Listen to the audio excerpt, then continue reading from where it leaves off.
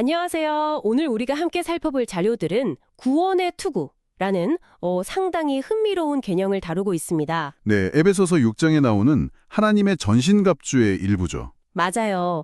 근데 이 투구가 그냥 단순한 방어구를 넘어서 우리 삶의 어떤 궁극적인 방향, 또 희망에 대해서 뭘 말해주는지 좀 깊이 파헤쳐 보려고 합니다. 네, 오늘 우리가 다룰 핵심은 에베소서 6장 17절의 구원의 투구인데요. 네. 보내주신 자료들을 보니까 이 개념이 고대 로마 군인의 실제 투구에서 영감을 받았지만 이사야서나 데살로니가 전서 같은 다른 성경 본문하고 연결되면서 더 깊은 신학적 의미를 갖게 되는 과정을 잘 보여주더라고요. 아, 그렇죠. 특히 구원의 소망이라는 측면이 강조되는 것 같았어요. 맞습니다. 바로 그 지점입니다. 네, 단순한 보호 장비가 아니라 소망과 연결된다는 점이 저는 특히 흥미로웠어요. 네네. 그래서 오늘은 이 구원의 투구가 정확히 무엇을 의미하는지, 그리고 이걸 쓴다는 게 당신의 일상, 특히 어려움이나 좋은 일을 겪을 때 어떤 실질적인 차이를 만들어낼 수 있는지 좀 함께 탐색해 보겠습니다. 좋습니다. 자, 한번 본격적으로 들여다볼까요?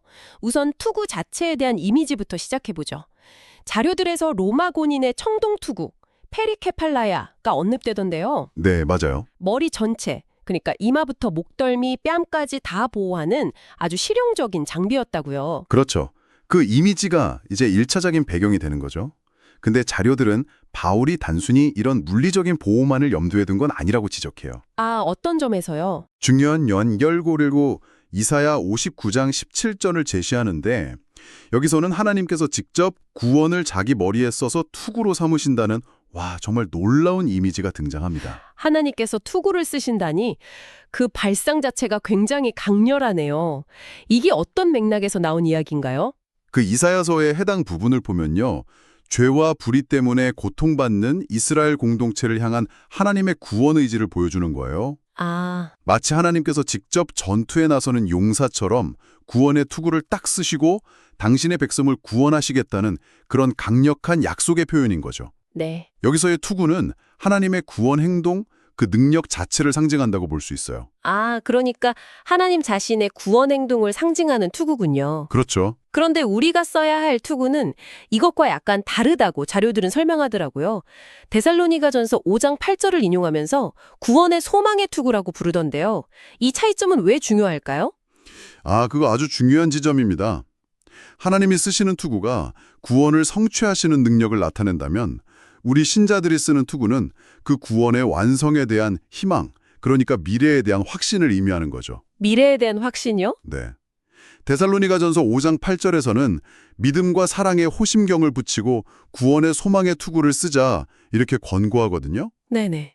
이건 우리가 이미 구원받았지만 아직 완성될 구원의 미래, 우리의 최종 목적지를 바라보면서 현재를 살아가야 한다는 걸 시사하는 거죠. 아하, 여기서 아주 흥미로운 관점이 제시되는데요.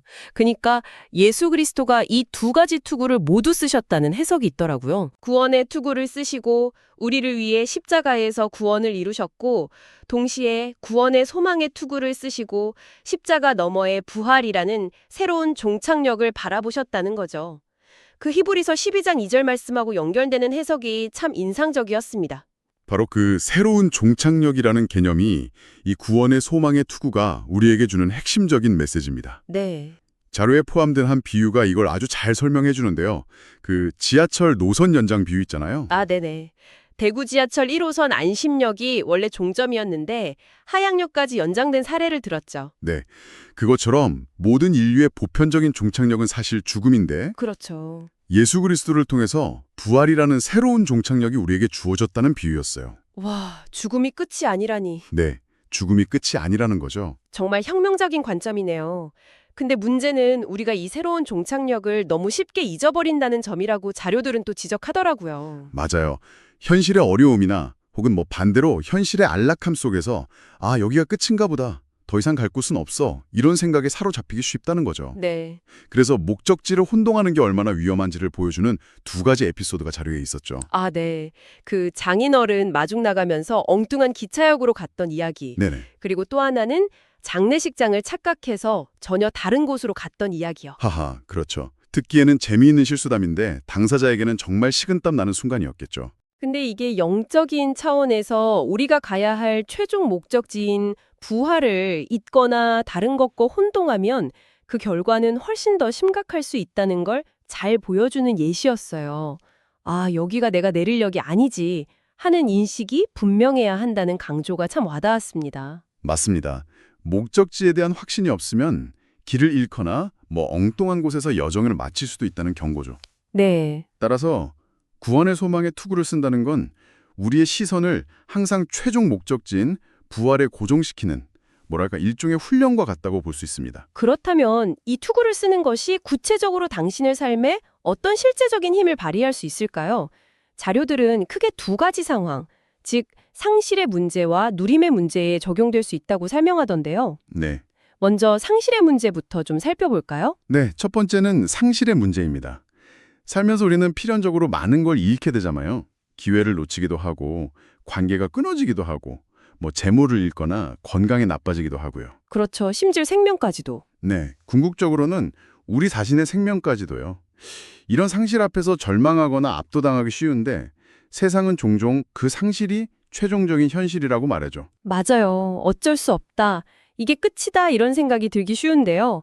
하지만 자료들은 구원의 소망에 투구를 쓴 사람에게는 이 상실이 다르게 보인다고 주장해요. 네, 여기서 그 도널드 그레이 바너우스 목사님의 일화가 아주 강력한 예시로 제시되었죠. 네.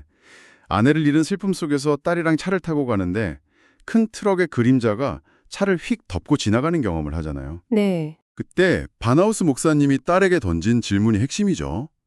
트럭 자체에 치이는 거랑 트럭 그림자에 치이는 거 중에 어느 게 낫겠니? 딸은 당연히 그림자라고 답하죠. 그림자는 실체가 아니니까요. 그렇죠. 그러자 목사님이 설명하죠. 엄마에게 일어난 일도 사실은 죽음의 그림자일 뿐이란다. 네. 진짜 죽음의 트럭은 2000년 전에 예수님을 치고 지나갔기 때문에 우리에게 닥칠 수 있는 건 그 그림자뿐이야. 그리고 그 그림자는 영광으로 들어가는 문일 뿐이지. 와, 이 비유 정말 대단하지 않나요? 정말 강력한 통찰이죠. 이 비유가 말하는 바는 신자든 비신자든 이 땅에서 겪는 상실의 경험 자체는 비슷해 보일 수 있다는 거예요. 네. 하지만 그 의미는 근본적으로 다르다는 거죠. 부활의 소망이 없는 사람에게 상실은 영구적인 손실, 최종적인 비극일 수 있지만 하지만 소망의 투구를 쓴 사람에게 상실은 물론 고통스럽지만 궁극적이지 않은 그림자와 같다는 겁니다. 왜냐하면 우리의 진짜 현실, 진짜 종착지는 부활이기 때문에 현재의 상실이 우리 존재의 전부를 규정하지 못한다는 믿음이군요. 정확합니다. 그 상실은 결국 지나갈 것이고 우리는 온전히 회복될 것이라는 확신, 이게 이 투구가 주는 힘이라는 거네요. 네. 더 나아가서 이 소망은 단순히 죽음 이후에 좋은 일이 있을 거야 하는 막연한 기대가 아니에요. 그럼 뭔가요? 우리의 현재가 아무리 어렵고 고통스러워도 그 현재가 이미 무조건 좋은 미래, 즉 부활과 연결되어 있다는 확신을 주는 거죠. 현재와 미래가 연결되어 있다. 네. 현재 상황 자체로 미래를 판단하는 게 아니라 최종 목적지인 부활과 그곳으로 인도하시는 하나님의 계획을 신뢰하는 데서 오는 확신인 거죠. 현재의 어려움이 그 자체로 끝나는 것이 아니라 영광스러운 미래로 이어지는 과정의 일부로 볼 수 있게 된다는 말씀이시군요. 그렇죠. 이것도 나를 부활로 이끄는 과정이겠지. 이렇게 해석할 수 있게 되는 거고요. 이게 참 중요한 관점의 전환인 것 같아요. 네, 정말 그러네요. 그래서 자료들은 우리가 버려야 할 태도로 자신이 생각하는 좋은 현재와 좋은 미래의 기준에 집착하는 것을 지적하더라고요. 예를 들면요. 이 나이에는 이걸 이뤄야 해. 이 시기에는 이런 상태여야 해 같은 스스로 만든 틀에 갇혀서 거기에 미치지 못하면 좌절하는 경향, 이걸 경계하는 거죠.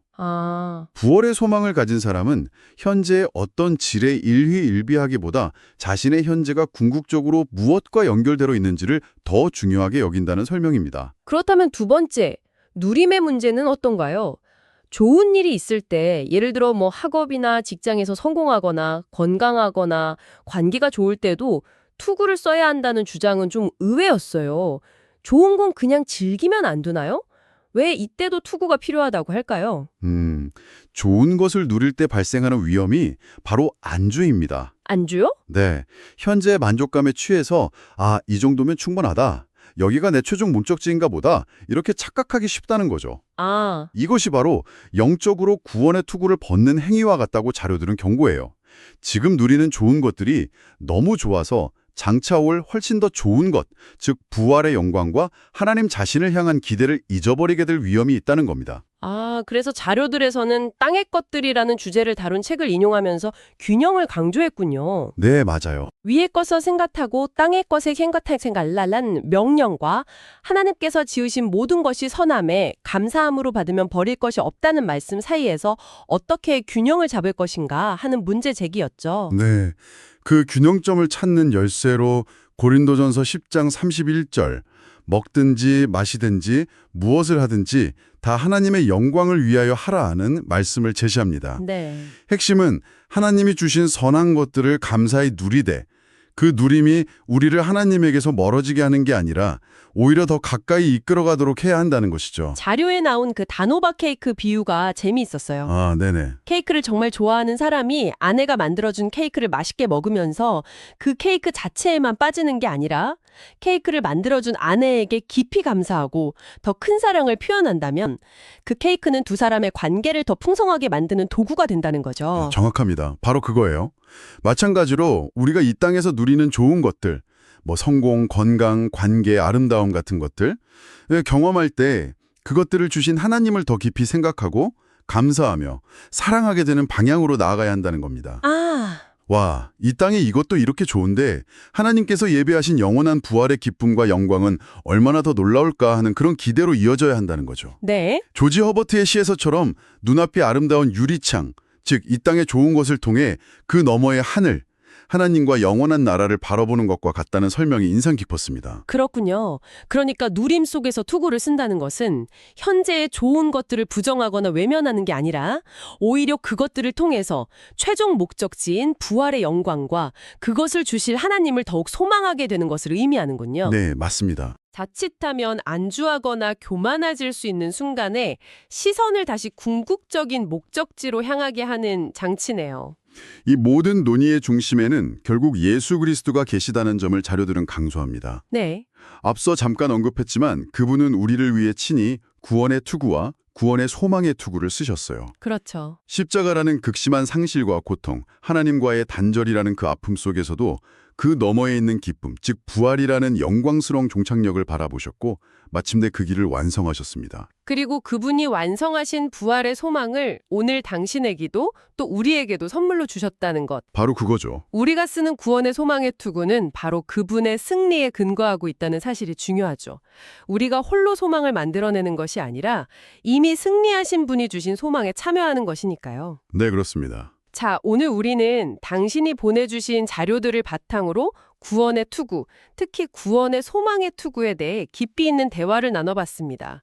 이 투구는 단순한 비유가 아니라 우리 인생의 최종 종착역이 죽음이 아닌 부활임을 끊임없이 상기시켜주는 강력한 영적 도구라는 것을 알 수 있었습니다. 네, 더 큰 그림에서 보면 이 투구는 우리가 삶에서 피할 수 없는 상실을 만났을 때 그게 끝이 아니라 단지 그림자임을 깨닫고 절망하지 않도록 돕는 거죠. 네. 동시에 하나님이 주신 좋은 것들을 누릴 때는 그것이 장차 올 더 큰 기쁨의 맛보기 혹은 전조임을 기억하면서 감사하되 거기에 안주하지 않고 궁극적인 소망을 향해 나아가도록 이끌어주고요. 그래서 이게 다 무슨 의미일까요?